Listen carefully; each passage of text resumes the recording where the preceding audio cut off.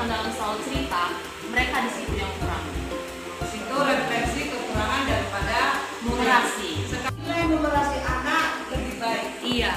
Nanti kita cari ya, nanti kita minta masukan dari guru penggerak, karena guru penggerak ini yang tahu bagaimana. Ibu minta masukan, tolong yang lain dengarkan ya Bapak Ibu ya, karena mempengaruhi dengan apa Bapak Ibu. Saya sekali ini sering lihat di sini. Ya, untuk siswa saya Bu, kelas 5B, ya memang kurang Bu. Jangankan untuk numerasi, untuk literasi itu sebagian masih ada yang kurang. Ya. Jadi untuk soal cerita belum ada saya sampaikan, tetapi untuk buku paket ini saya pandu dengan dari YouTube sebagian Bu, untuk penjelasannya.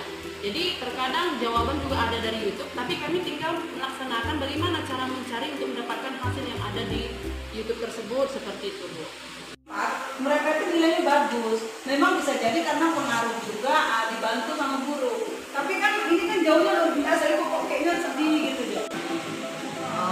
Kalau menurut Linya Bu, nggak saatnya juga sekarang ini kita nyalakan satu sama lain. Yang terjadi sekarang ini.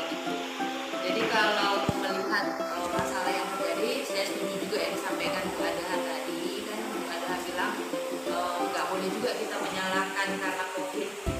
Ya, tapi nggak bisa dipungkiri juga Bu, karena kan itu ujiannya kan tahun 2022 ya. Masa pembelajarannya waktu COVID itu kan memang nggak maksimal. Kan campuran kan nggak maksimal juga gitu. Jadi siswa itu hanya dikasih waktu sekian gitu. Kita kan di sini paling nggak waktu itu hanya 2 jam atau berapa jam di sekolah, dan ada kelas yang juga terbagi. Jadi seminggu itu murid hanya 3 kelas saja, 3 hari saja yang full dia belajar. Dan kita nggak tahu juga di rumah dia dibantu orang tuanya atau enggak gitu kan. Walaupun kita udah mengumumkan ada kolaborasi antara guru dan orang tua gitu, tapi matematika ini kan memang tergolong rendah gitu. Jadi itulah salah satu permasalahan yang kita alami. Jadi kalau menurut Linda solusinya itu ya, memang kita perlu berkolaborasi satu sama lain. Salah satunya itu pemanfaatan aset yang kita miliki. Jadi kayak Ibu bilang mengadakan asesmen untuk guru-guru. Ya. Nah, jadi kan kalau misalnya yang mau ditunjukkan Ibu Adha dan Ibu Pak Lindung gitu kan ya, untuk guru kelas 6 berikutnya kan anak ini juga nanti yang mau ikut asesmen kan. Kemudian di situ juga. Kan ujungnya ke situ.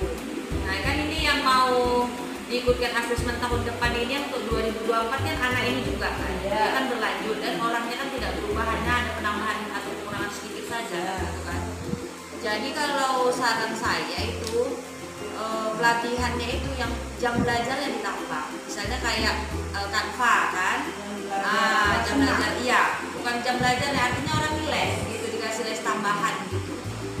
Nah, jadi siapa yang mengajar boleh juga dilihat dari tingkat asesmennya itu tadi. Siapa yang boleh membantu kan nggak salah juga ya, nggak mesti harus Ibu Adha dan sekolah-sekolah yang bisa terjun di Olimpiade. Nah, mereka itu memang punya kelas khusus dan mereka itu punya kelas plus namanya. Jadi murid itu belajar biasa dengan gurunya, kemudian nanti dikasih 1 atau 2 jam mereka belajar. Nah, yang diperuntukkan hanya untuk anak-anak yang ikut asesmen ini.